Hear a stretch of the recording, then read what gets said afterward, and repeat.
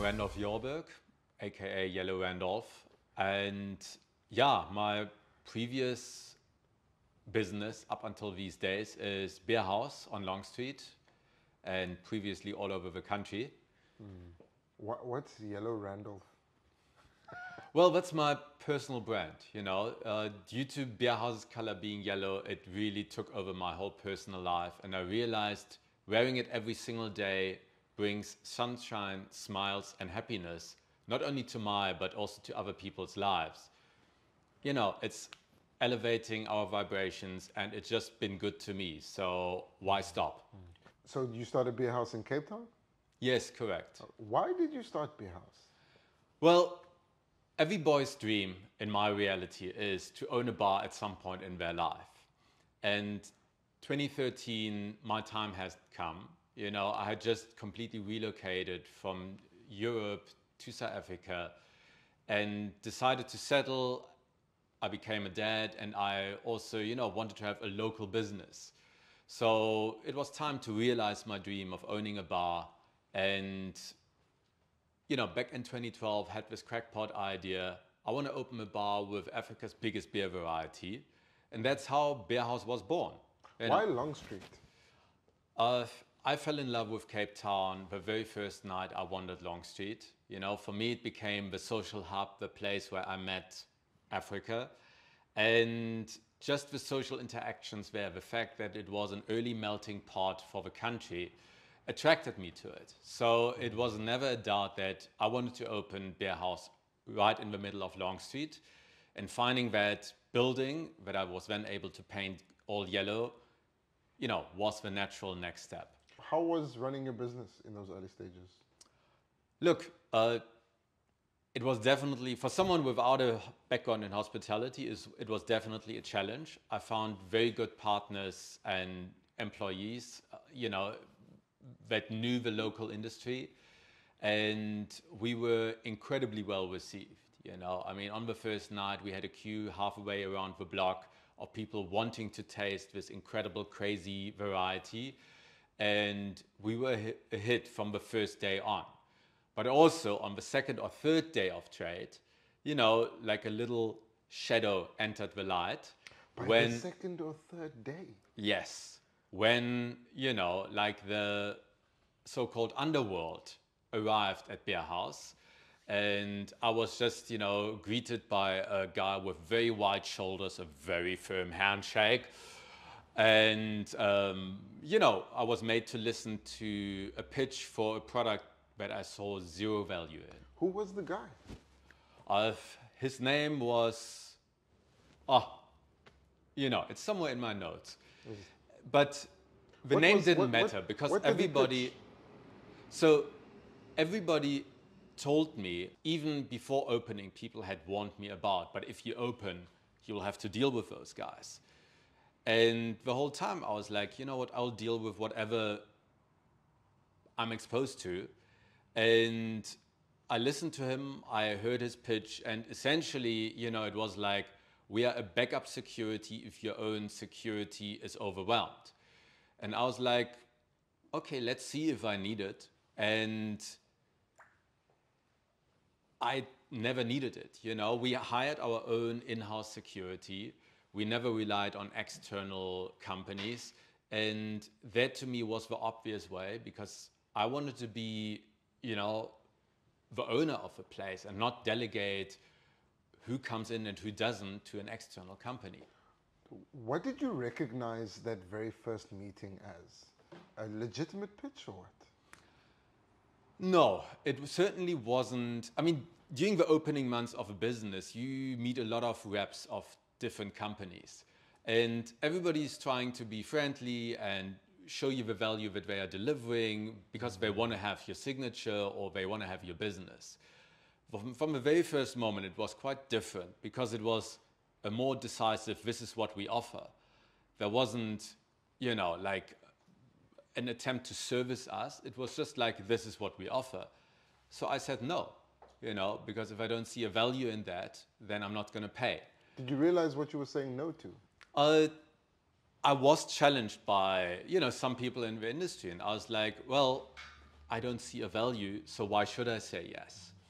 And, you know, maybe it's one of my qualities, one of my ADHD qualities, that I've got a strong sense of justice. And if you are trying to sell me bullshit, then I won't buy it, you know? So I didn't buy in. And from that very first visit, you know, the nature of visits changed. It wasn't the original guy anymore. It was now, you know, his man on the street, Moroccan guy called Hussein, who, you know, was now asking us, why don't we sign up? Politely? No, not politely, but calm, you know. So I found it easy to say no. Randolph, did you consider what was happening to you to be extortion? Well, obviously, you know, I spoke to other people on the street. I'm generally, you know, a communicative person. And I realized most of the other guys are intimidated. And I was like, but why? I mean, do they force you to pay? And they were like, no, we are just paying because everybody pays. So I was like, well, I'm not everybody, so I won't pay. And yeah, and there was a certain, you know, there is always a lot of background chatter. What was your reaction to all of this? I probably didn't take it as serious as I should have. And, you know, I was aware I got myself into trouble, but up to the 20th of June 2015, I never expected the trouble to reach that level and for the, you know, arguments to escalate that quickly. You were running your business, though, for 2 years before that happened. In between then, how often did you get these visits? How often were you pressured to pay? You know, I would say from my frailing memory, probably for a year in between, there was very little, you know? And just, you know, in 2015, there was like an influx of visits. And there was also, the very first time, a level of violence we experienced. So 9 guys walked into Beerhouse, walked past the doorman that, you know, I mean, we're overwhelmed to deal with them because it was big guys. They walked upstairs, they intentionally intimidated a guest, and I think they like pushed his beer off the table or something like that. They fairly quickly, without us asking them, started leaving, and when leaving, they pushed our doorman Joe kind of like on the side as he was on duty at the door. They shoved him? Yes. So after this happened, I was like, okay, so, you know, for 1.5 years, this was all kind of calm and non-threatening, and I can deal with that, but you don't threaten me. That was the first time there was a very clear, you know, intention visible. And if I remember correctly, a few days later, Hussein came, and he again offered me their services. And it was quite a long conversation where I tried to understand their services. And when I understood that the only thing they are offering me is to not visit us again, then I was like, no, I'm not paying for that. You know, you don't provide security, you just provide intimidation, and you don't intimidate me. So, but then you knew this was extortion. Yes, now I had it as a fact that it was extortion. It wasn't just hearsay on the street, it was real. What did you do? Well, after this attack on our doorman, I asked my manager to go to the Hawks and open a case. And all I know, we took Joe as a witness to the Hawks, and all I know that 10 days later, Joe was murdered. Sure. Before Joe was murdered and you'd opened the case, what kind of response did you get from the police? They all showed interest, and they all were like, yeah, open a case, tell us what it is, be a witness. And then when you go there and you want to open a case and so on, nothing seems to happen. I still have to receive a case number from us opening the case 10 days before the murder. You never received the case number for that? No. To this day? No. So I wasn't present when the case was opened. You know, I left that to my management. I, only know that I regularly handed over evidence that we recorded, CCTV material that I also shared with you now. And yeah, other than the murder case, I never got, a case number or anything.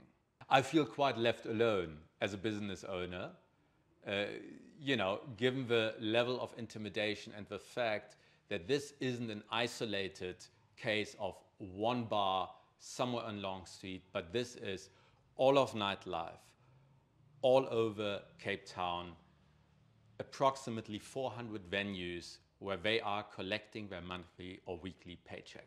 How do you know it's that many venues? That number, I think, was in one of the books that was written about that. And I think that's also the shocking thing about this, that this isn't, what I'm telling you isn't a secret. This is something that has books and university studies have been written about. It's well documented by the Global Institute. It's, plenty of books are written about that. Tell me, let's go back to what happened. So, your doorman, Joe, gets intimidated. And your manager goes to the police station, opens a case. Joe is a witness in that case. And then nothing happens. But then describe to us the evening when Joe was murdered. Around these times, and I'm not sure if it was before we opened the case or after, and just before the murder, we kind of got warnings. Not that someone is approaching me or the management, but, the doorman in town, they are well connected. So they were scared to an extent, but obviously also had to arrive to work. So we knew something would happen, but everybody expected that it would be another intimidation, another a few guys coming in and pushing someone around. So when, on that Friday night, I first received a call, Joe was attacked, and 10 minutes later, the general manager calling, Joe is dead. And, and I had to rush to Beerhouse to basically just arrive there 20 minutes later and walk over Joe's dead body. It was a huge shock, It was, how do you continue? What is this? How do you deal with that? And my natural reaction was, to go into fight mode and call out everybody. So what I did back then, that very night, after I returned, completely shaken back home, was writing a public letter, wanting to upload the material that I only released now to the public, to say what this is. And I just, was like, I might need support. I asked a friend, a business friend, for a PR advisor, and he referred me to a strategic crisis PR manager, and that person was like, Randolf, if you publish that, you will be dead. You shouldn't do that when you are in the country, when you want to live in this country. And back then, I listened to that. So we worked on an alternative strategy on how to respond to this very public murder. It was clear, the town would be buzzing about that. because it doesn't happen every day, you know, that someone in the city center gets murdered like this. And we decided to instead go inwards into a healing mode. You know, we called Beerhouse our family, and having lost a family member. And we looked after Joe and his immediate family in that moment. We looked after the staff, you know, we got counseling in. After Joe was killed, I imagine your staff were very scared. Yes. And they knew why it happened, right? Yes. Within the first 24 hours, probably still the same night, my management told me they would walk out if I was now not agreeing to pay the racketeers. If I was now not to start paying the protection money, they would have left me right there on the spot. So I had to decide, having invested all my life savings into this Beerhouse, I had to agree we start paying the extortion money. When did you make the first payment after the murder happened?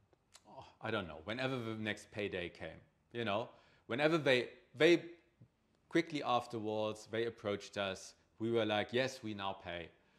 And, you know, they were like, yeah, here's the, I'm not sure if we started getting the invoices back then already, but, you know, they hide it as a legitimate business. They give you an invoice.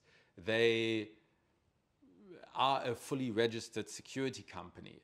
They even have happy clients that do enjoy the services they receive, but the services they actually do give to some of their clients are subsidized, and by around 400 clients or venues around town that involuntarily pay only a security fee without receiving any value or any services in exchange. Was there an understanding that you were now paying because your doorman had been killed?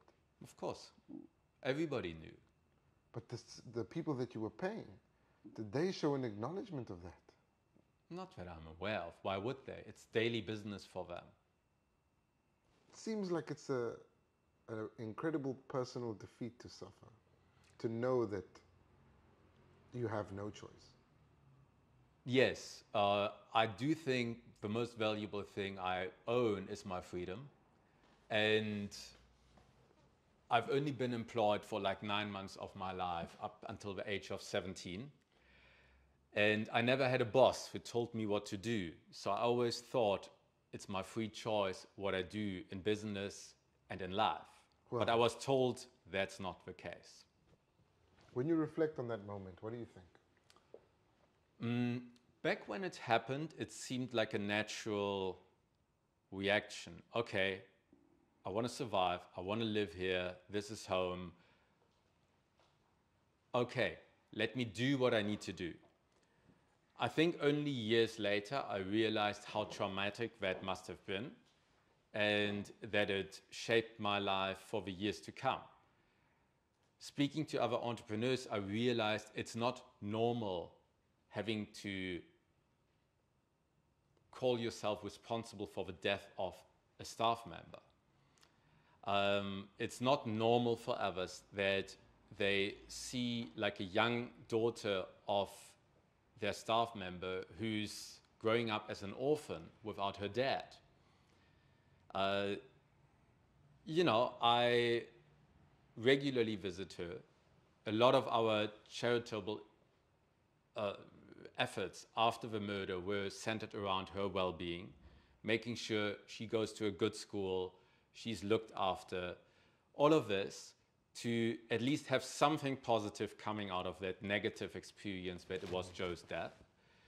And I only realized the second last time I saw her when she asked me whether I knew what happened to her dad.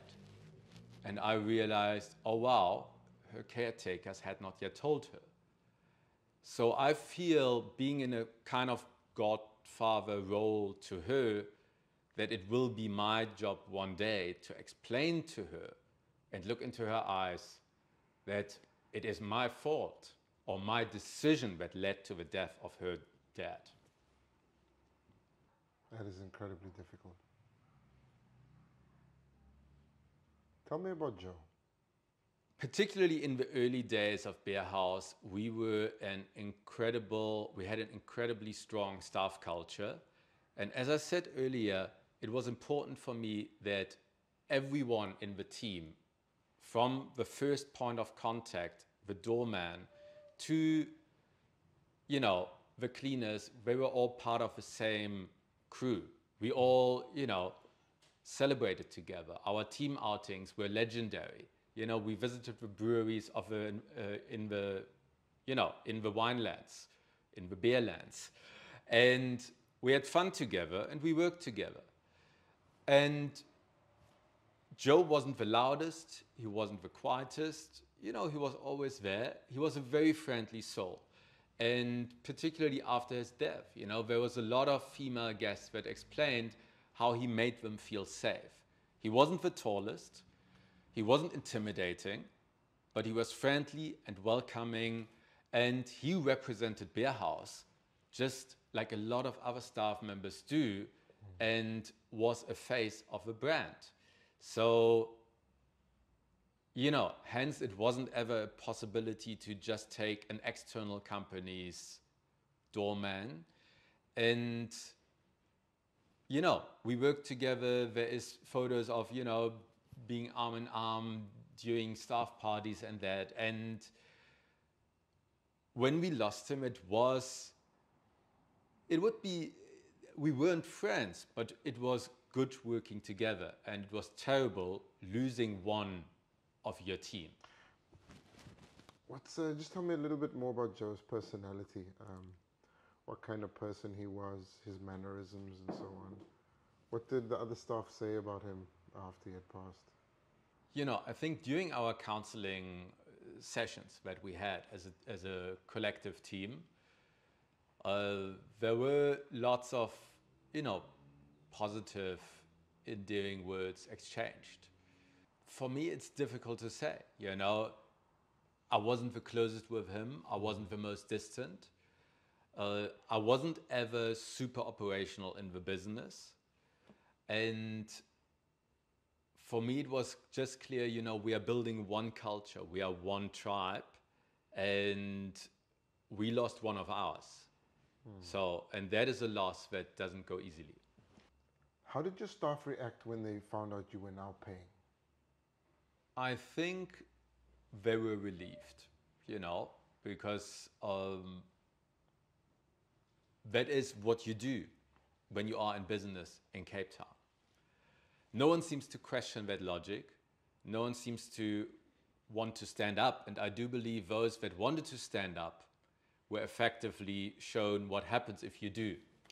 But eventually you did stand up. How did you get to that point? Tell me how you got to standing up. Because 2015, you've just lost a staff member and you decide to begrudgingly pay. Yes. What happens in between that leads you to that moment? So what happened in between was in 2017, there was a violent takeover, and there were some shootouts, there were some things happening. And in that situation, I was now faced with personal intimidation because they did approach family members. Of yours? And they, the fact that two parties now demanded money. And that's when I researched, asked around, and I found out there is one other security company that was seemingly independent. And whether independent or not, what I could tell for sure, there was Tim, a very energetic small man. There was Tim, a very energetic man, delivering on his word, providing real service to people that I knew well, that trusted him with his life, and someone who had shown to ask for my business before, but who was never intimidating. So someone who worked like a real service provider. He actually provided security. Yes, he had approached us twice, had said, I can provide you with security. And when we said no, he never came again. Or he only came like a year later or whatever. And suddenly meeting Tim and hearing great references from other business owners in town, I was like, oh, there is someone who sees security as a service and not as a threatening way to get my money. And I decided to work with him. All the demands for money from outside parties stopped. When I opened another shop in the northern suburbs, I made Tim my security provider from day one, because there was someone providing real services. There was someone that when I told him about the criminal interactions I had and threats I had in the past, who connected me with policemen that seemed trustworthy. So I met the police with him. I felt really well protected by him, and I knew all of that would change, and 2020 would become a very interesting year when Tim was murdered with 30 bullets on the N1 on January 5th, 2020. You appointed Tim in 2017? Yes. And you had 3 years of calm? Yes. How did you react to Tim's murder? This time it wasn't a staff member and there was no responsibility on my side. I think he had chosen to stand up to very powerful guys. I don't know how independent he really was, but he still has my respect. And I knew 2020 would become a very interesting year. Not knowing how interesting it really would be, how my whole life would be uprooted, and how COVID would change the industry and destroy economies. So what happened? So after the murder, I expected to immediately be approached about it, but in the weeks until COVID killed our industry, nothing happened. What do you mean? When COVID started, obviously, no one continued collecting any money anyway. We were all closed for many months at a time. So only when now the restaurants reopened and liquor sales were still banned, that's when I first heard something from the security industry again, and that was middle of August 2020. But it wasn't the nightlife that heard from them, because we were completely closed anyway. Right, it was still banned. Yes, it was now coffee shops, property firms, developers, and restaurants that had just reopened, that received courtesy visits of threatening nature. Some of them with 5 black vehicles with armed gunmen coming out, telling and suggesting a security fee to all of these businesses.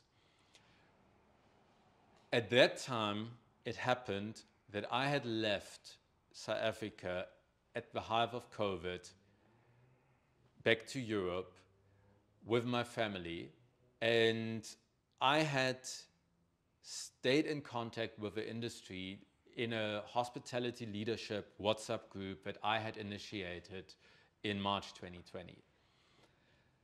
In this WhatsApp group, we now suddenly heard all of these stories of intimidation. And that obviously shook me up again, because I knew what these guys got ahead of them, I got behind me. Where it was previously only the nightlife industry, where protection money was demanded, we were now at a point that coffee shops, little restaurants, bigger restaurants that never had to pay any extortion money, they were now asked to pay to make up for the lack of income from the nightlife. What did you do in response? Well, I decided to get them all together, and I was like, guys, if you all stand up and we all create a wave together, we might be able to stop this. We might stop this mafia to expand their business to basically all businesses that have an office or where you can walk in. Because if that happens, extortion is going to completely dominate and take over all industries. Did they eventually stand up? They stood up in a silent way, and I became the spokesperson. What did they end up doing? Refuse to pay? They didn't really have to refuse to pay because we made sure they didn't continue their visits. So I got all the stakeholders into one WhatsApp group. All the politicians I knew, all the cops I knew, all the media people I knew, and all the business owners that were somehow interested into the topic. We created a level of transparency and accountability that I believe no one has attempted before. What was said in this group was now in everybody's knowledge. No cop could ignore the fact that this intimidation happened. All the politicians knew that the media is aware of this. So we created accountability and transparency, and the result was a huge amount of media exposure. I suddenly found my face on the front pages of the newspapers, in radio and TV, talking about the racketeers and their attempt to take over more doors, more businesses, and make more money. What did that lead to on the ground? After the media exposure, everybody was like, yeah, that's it. You're not going to accomplish anything more. And then, kind of surprisingly, Police Minister Chele. So suddenly, he, at short notice, told everybody, well, in 2 days, I'm going to be in Cape Town. Please join me. And we were then invited to a secret conference, and later became witnesses of a media press conference. And after the press conference, the police minister walked towards Long Street, and in front of my Beerhouse, he addressed me directly to the camera saying, Mr. Jorberg will be safe. The new committee is going to investigate and eradicate extortion in the nightlife and the whole hospitality industry. Did that happen? No. But what did happen is, less than 24 hours later, anti-gang unit investigator Charles Kinnear was murdered in the front of his house. He was one of the cops who I was in regular contact with. So that hit hard. And afterwards, obviously, this cop murder made headlines not for one day, but for a whole period. And at some point, I received a call from a media house asking me, Mr. Jorberg, how do you feel on having landed on the 13th spot of the hit list that was uncovered, that your phone was pinged and all of this? And I was like, what? Because, you know, I had heard that Charles Kinnear was pinged and his location of his phone was determined and spied on, but I had no idea that my phone was under the same surveillance. And between me and him, I later found out to be, you know, another 2 dead men and 2 or 3 that were shot at. So when that happened, I was like, okay, the death threats I received previously, maybe I should take them serious, and maybe I should stay out of the country for another while. What did those death threats say, the messages?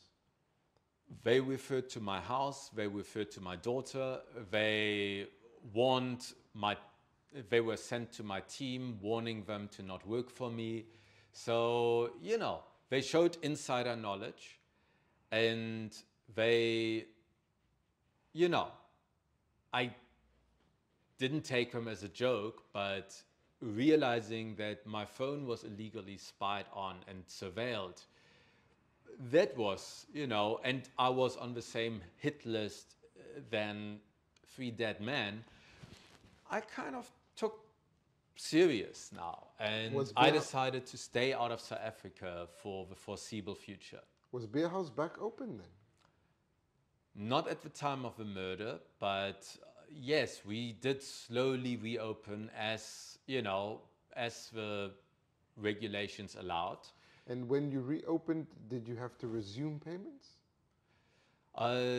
That only happened in late 21 or mid 22. So they gave everybody like a week or two notice, just saying, hey, just that you know, next week we are going to come around and collect. Many people were able to negotiate like a discount because like it's reopening times are tough, but no one was given the option not to pay. And this time I didn't attempt to. But this is after the police minister's visit and after he said he would do something about it. Yes. So everyone from the WhatsApp group folded. No, in the WhatsApp group there were business owners that were not from the nightlife. They didn't have to pay. So the campaign was successful in stopping the expansion of the business to new industries. No property firm that I'm aware of, no coffee shop, no daytime restaurant is forced to pay these racketeers. It is only the nightlife where that is normal. And those payments are still continuing? Yes. Every month, all the businesses in the nightlife in Cape Town are paying the racketeers. Even Beerhouse? Yes. Even Beerhouse. When you first started paying, how much was it? I don't exactly know. I remember the invoices that I looked at now. It was 1,800. So it was never about the amount to be paid. And I think the gangsters are smart about that. You know, they make it easy to pay. And because they got hundreds of clients doing an easy payment, they make millions by collecting from many. Did you ever find yourself in a position where you were paying rival gangs to protect the patrons at Beerhouse and your staff? No, other than the leading racketeer of the season, I never had threats. I never had unruly customers that my indoor doorman weren't able to deal with. And has that amount changed?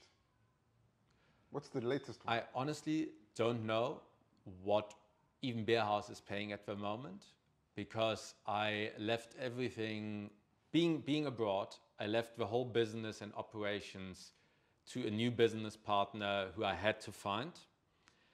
And now, the reason why I'm able to speak up is that I'm now parting ways with Beerhouse, because the last time I dared to speak about the continuation of the protection money payments, it wasn't only me who was threatened, it was also him who was threatened.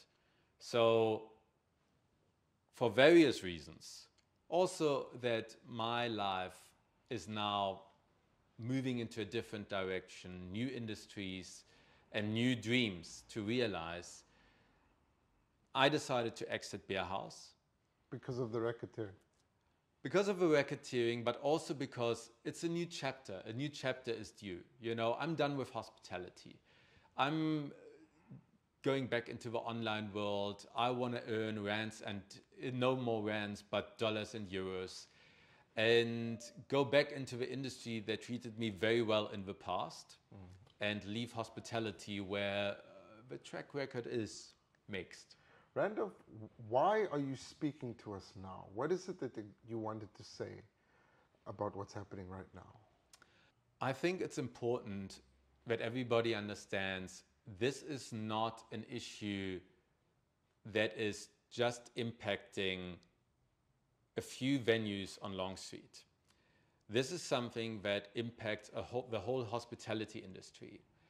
That is something that impacts the whole of South Africa, because while it's been happening forever in the nightlife in Cape Town, we have now observed how racketeering and extortion has taken over so many other industries, how it's now very, very prevalent in the townships, on construction sites. It's now happening everywhere. And we are at the dawn of a new South Africa with a new government. And I want to use the fact that I can now speak freely again to ask the new government and everybody in the business community, in politics and the media, to ask everyone what they can do to end the issue of extortion. If this continues and more industries are impacted, it won't only be a nightlife and a township and a construction site problem. Then it's going to be soon every business again. And then it's soon not going to end with a business, but then it's going to be every middle class parent that has to fear that their kid is going to get abducted on the way to school. And that cannot be a country that anyone in the world or in South Africa wants to live in. Why have you specified that we should only broadcast this once you've left the country? I know that what these guys are capable of. So I have to protect my own livelihood and make sure that, and get it from you in writing, that this is only getting aired once I left the country again. Is your life still in danger? It felt safe the last few months while I was returning to Cape Town. And I don't think that's necessarily always going to be the case. So I'll be on the lookout and careful before I return again. But also, I am looking forward to live in a safer South Africa going forward. This is still home to me. This is the only place I called home in the last 15 years. And even when I'm back to a nomadic lifestyle, staying nowhere longer than 3 weeks at a time, it will always be Cape Town that I'm looking forward to return to. What do you know about the people who killed Joe? All I know from the media is that the same night, 3 of the hitmen, the three youngest ones that didn't stab him, were caught because they started talking as they had a few drinks too many, and they seemingly were paid 1,000 rand together to participate in that hit. So most likely it was some kind of gang initiation. The 4th man, the one with a knife, the murderer, was never caught. But later I was told by a policeman who worked on that case that the gang name, the alias that everybody calls him by, was written down as one of the statements, but they never investigated what identity is behind that name. Were you ever asked to help in the investigation, to be a witness? Initially, I think were asked, like 2 times the cops came and asked. I always handed over every CCTV material and everything to any cop who asked. I did that plenty of times. And that's pretty much where it ended. You weren't a witness? Initially, we were never asked to be a witness. And during my absence, while I was traveling, there was a request to become a witness, which I agreed to from the distance. I was told to wait for an invitation to an Interpol appointment where I would have asked these questions, and that never arrived. What's your opinion of the manner in which the police have conducted that investigation, but also the investigations into people like Nafees Modak and Mark Liffman and Ralph Stanfield? Disappointed for sure. I spoke to so many and heard many ideas that sounded good, sometimes brilliant. From cops? Yes, and I never saw a follow-through. So I never saw how material I handed over had any material impact, showed any follow-on investigation or anything. Did you know 2 anti-gang unit members have been charged alongside the accused in the Modak case and the Liffman case? I have not. I actually stopped following the news in general 2 years ago, freeing up my headspace. And only recently I heard about the trial against Modak. I know that my name was mentioned in court. And, you know, I hear what people tell me about that. And occasionally I click on an article being sent to me. But no police contact you? No police contacted me. And, you know, in the last 2 weeks, I reached out twice saying I would, you know, be available now in person without, you know, having to get Interpol involved. And, well, you're the first people in the last couple of years who I'm now sharing this material with and talking to about it. Are you saying you would testify against Nafeez Modak? Nafeez Modak, I got fairly little against. I mean, yes, we pay him, but to me, the murderer is Mark Leifman. Nafeez Modak wasn't in the industry in 2015. He only arrived 2017. Would you testify against Mark Liffman? Of course. What kind of evidence do you have that he was behind Joe's killing? I don't have factual evidence as a sworn statement by the hitman that he was ordered by Mark Leifman. I was never given an option that there could be anyone else behind that. I can only show the levels of intimidation and who intimidated me. It would be up to investigations to prove that these men worked for him. But I also got no doubts that that is the easiest task in the world. Now that the kingpins are on trial, has anything changed? No, nothing changes. The money collectors come regularly making their rounds, and every payment by a business funds the legal defense for Nafeez Modak and Mark Liffman.